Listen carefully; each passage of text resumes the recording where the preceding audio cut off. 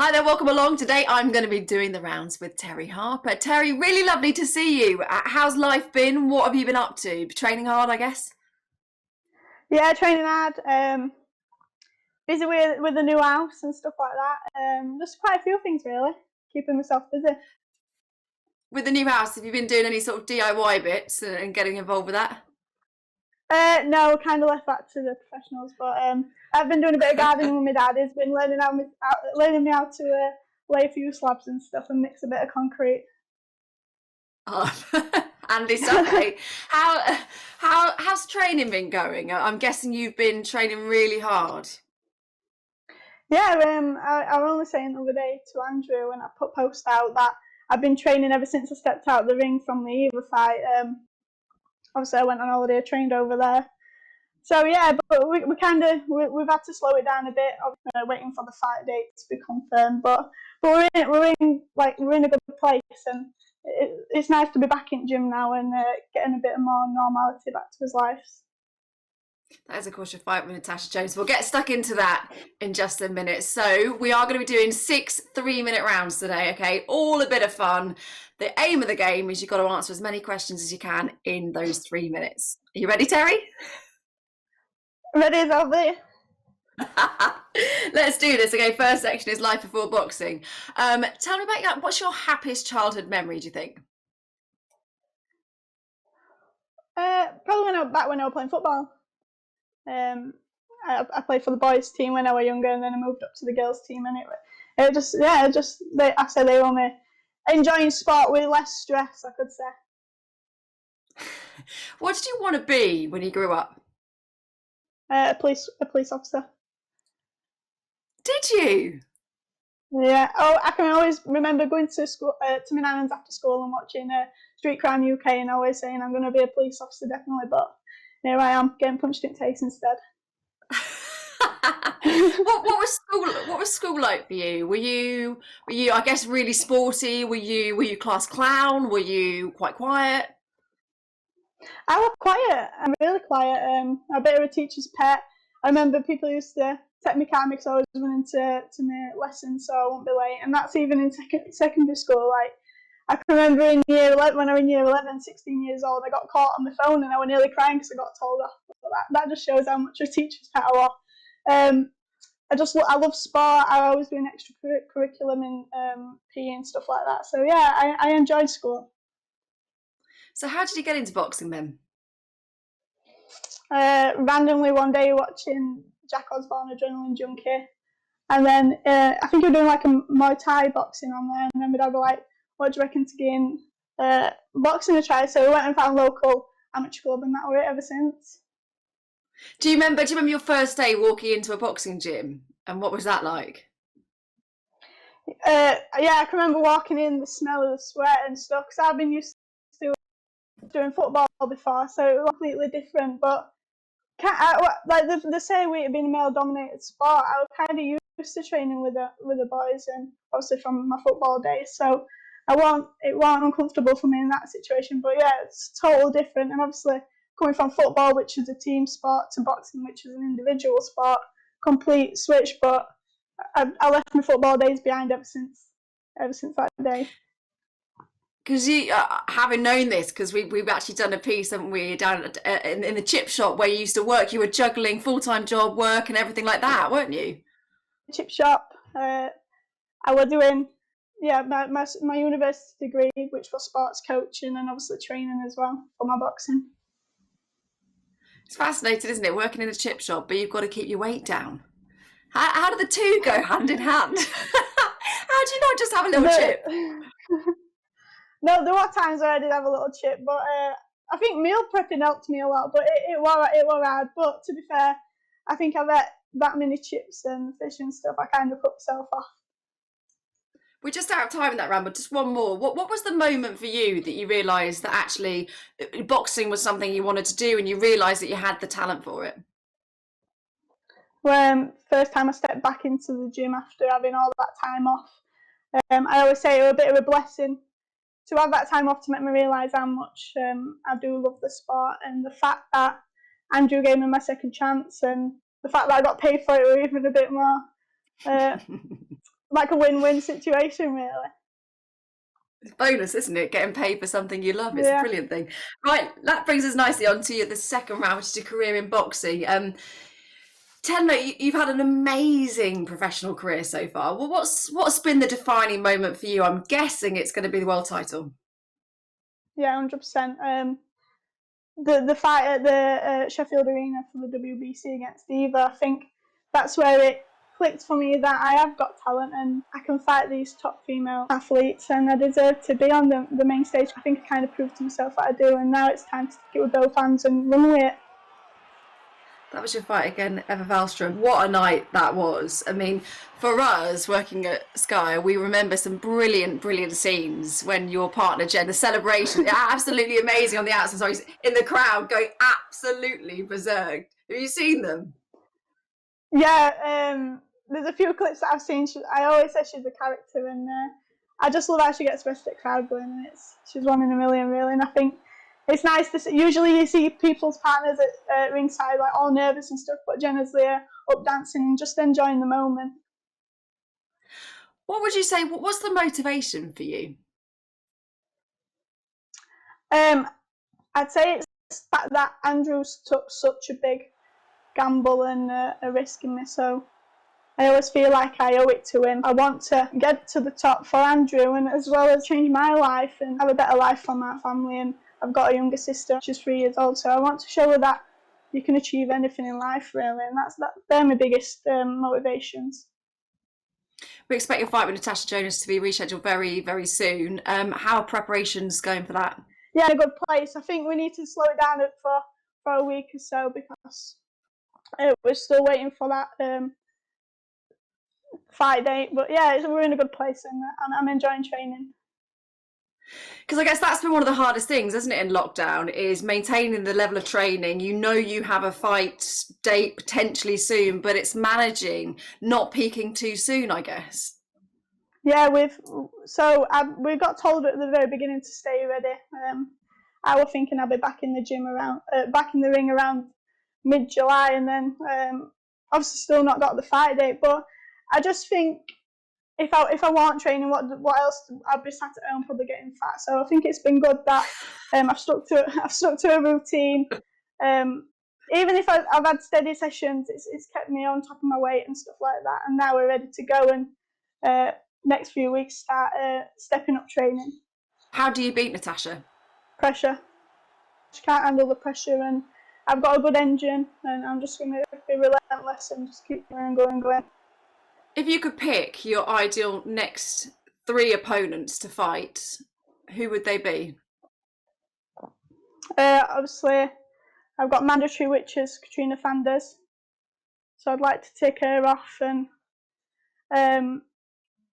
Jura Brodnik from Poland. That'd be a nice unification fight. And I don't know who else. I don't know a third. Whoever I get told to fight. Katie. Is Katie Taylor? Yeah. The path kind of like all seems like it's leading to Katie, but obviously there's plenty of women who want to fight her. So I'm down at super featherweight. Katie's up at super lightweight. But I'm sure we'll meet one day. Katie fights Amanda Serrano, isn't she, next? How do you see that one going, and how tough a test is it for Katie? Absolutely, it's a tough test. Serrano has been in the game and being up there as one of the top female pound-for-pound boxers, but for me, I back Katie 100%. Let's move on to life after boxing for you, which I'm sure is a long way off yet. What is your main goal?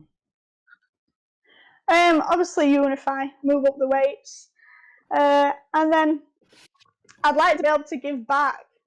Obviously Andrew gave me my second chance. I'd like to be able to do that for someone else, and we've been working on setting up a foundation during this lockdown with his management team, media management team, and that's like really into schools and showing that you can come from any walk of life. If you've got a hobby, you're dedicated to that hobby, it can change your life. And I just want to show what you can achieve through sport. That's absolutely. When you refer to Andrew, you mean Steffi Bull, as we know. Yes, Steffi, sorry. Yeah. Just explain that one. Just how special is that bond between the two of you? Very special. He's like my second father, Andrew. He's always filling me up with good advice as well, and I think you need that bond. Like, I probably see Andrew more than I see my own dad. So yeah, it's good that we've got that bond and we've got that trust. Can you finish the sentence for me? If you weren't boxing, what would you be? What would you be doing? See, I went to university to study sports coaching, and hopefully that would have led to me being a PE teacher. But I probably would I can see that. Eating fish Is that and from chips. eating all the chips? Yeah. Yeah. And I can actually say that I've tried them, that they're really, really good fish and chips. They are really tasty. Do you think, I mean, like I say, it is a long way off, but do you think you'll always stay in the sport, or do you have other interests? Do you want to branch out into something else? No, I think like before I became professional, I didn't really follow boxing in the professional ranks. So like coming in, it's kind of opened up all these doors, and I've just completely fell in love with it. So definitely something that I want to continue, whether it's getting into coaching.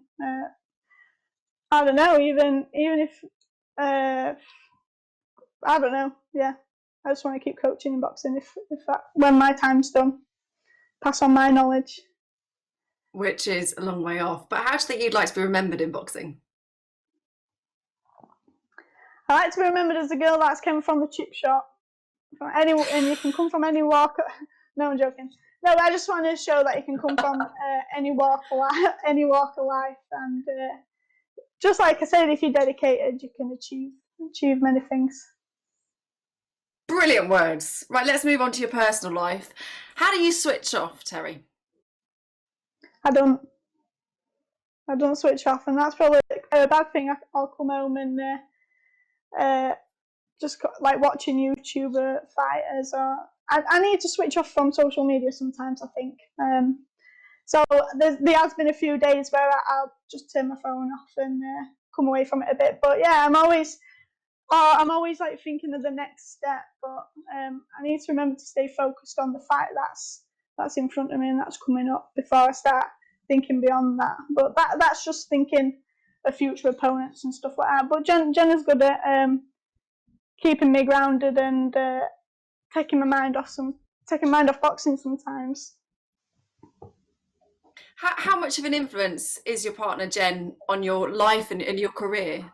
Massive. Obviously, there's a lot of. I'll come home and she's just there to give good advice and just stuff like that. And from the beginning of my career, she's always been by my side, and she's on this journey with me. And she really helped kick off my professional career, as it's a business making sport. You have to sell tickets, and Jenna always grafted to help me sell them tickets for me to be able to box on the small hall shows. So I'm glad now that I've got this fight deal with Matchroom, and now Jenna can come alongside me and enjoy this journey.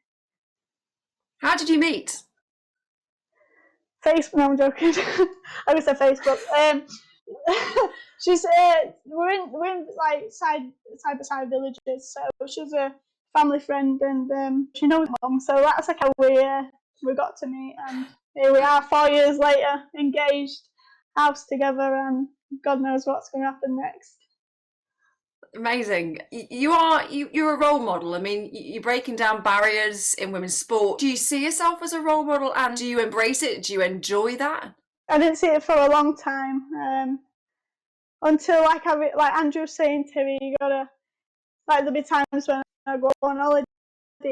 This is when I first started, as a professional, and I'd have a fight and then I'd go out and party after, and like Andrew's like, that's got to stop now, because you're having these big fights, you can't be seen going out partying and stuff. So that's completely stopped now. I'll have a fight and back to hotel room, and already kicking myself for everything that I've done wrong during the fight. So yeah, I know that there's a lot of eyes on me now, and but it's nice, and it's good. I'm also inspiring the next generation coming up. Not just female boxers. I get a lot of inboxes on social media saying thanks for inspiring me, and like stuff with me workouts during lockdown. I've had people messaging me saying that's motivated them to get up and do something and not just sit around. So if I can just help one person, that makes it all worthwhile. Absolutely. Right, let's move on to the fantasy round now. This is one of my favourite ones. Fantasy fight. If you could fight anyone, take your pick, who would it be? Katie Taylor. The level of skill she has and everything that she's achieved, I think it would be very special to share a ring with someone who's got boxing IQ like she has. It would just be amazing. Someone who I've looked up to for all them years, and someone who I can say is the reason why I'm here today and why Andrew sent me that message. So thanks to Katie. How do you see that fight going? Don't be making me cry. I don't know. I think you on the spot. Come on. Yeah, I'm stumbling over my words here. I think it'd be a good fight, interesting fight, especially if when I get the experience in a couple of years, make it even more interesting. Because some people might say that, as you just said there, Katie's been a real inspiration to you, and you've looked up to her. That might be something, you could potentially get in the ring with someone that you've looked up to for so long. Would that be a bit strange? Would that make it even harder? Yeah, it would be strange, but you just have to remember at the end of the day, you've got a job to do. Similar to the fight with Natasha, she was someone who was around when I was a young amateur, and I can remember having the picture with her when I won the ABAs, and I just like, wow, and now here I am. She's going to be trying to punch me in the face in a few months, so we've got a job to do at the end of the day. It is what it is. What would be your dream occupation, or do you think, are you doing it? Yeah, 100%. It don't feel like a job. Every day I wake up and drive down to the gym to do something that I love and get paid for it, and to get paid well as well. But obviously I'm in a fortunate position here to have the contract that I've got. But yeah, I think even if the money weren't like it is now, I'd still love driving down to the gym and being on the small hall shows, because I just love it. If you could have, Terri, one superpower for 24 hours, any superpower you like, what would it be? What would you choose?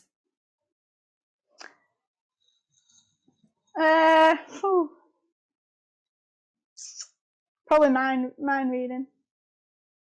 See, some people have gone for that. That would terrify me. What happens if you find out stuff that you don't want to know? Then I find out Jenna don't really love me. Oh, don't say that. It could be a dangerous one. I don't know. Yeah. It's that saying, innit? Don't ask a question that you don't want to know answer to.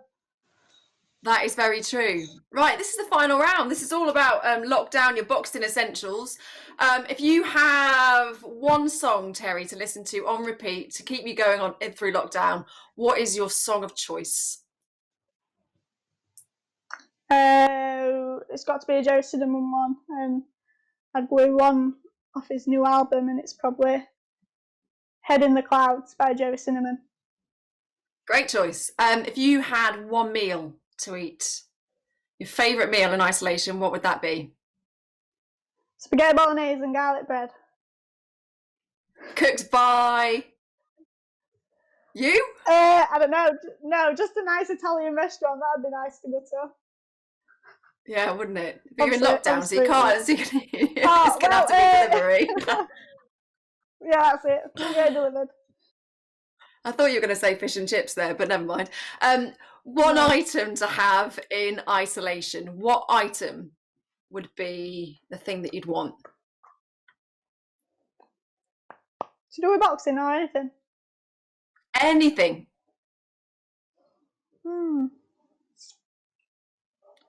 Would it be an electronic? Would it be an iPad, computer? Would it be something personal?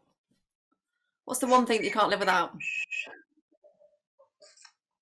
No, I'm joking. I don't know. I'd say my mobile, but I always want social media breaks, so it's definitely not that. A kettle, because I love cup of teas. Love it. You'd need a mug though as well, wouldn't you, in a tea bag? I'll let you have that. I'll let you have a kettle and a mug. That'll do. Yeah. Your dream boxing hero to spend isolation with? Anyone, dead or alive? Okay.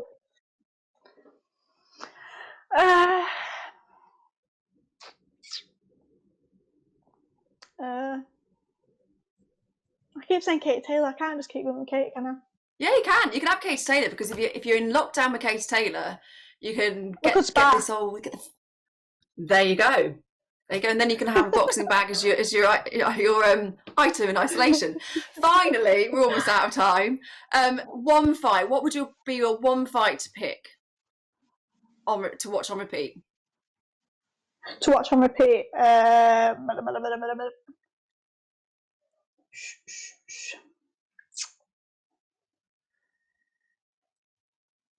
don't know. Trying to think of ones I've been watching. You can pick one of yours if you like. No, I get angry when I watch mine. Do you? I don't know.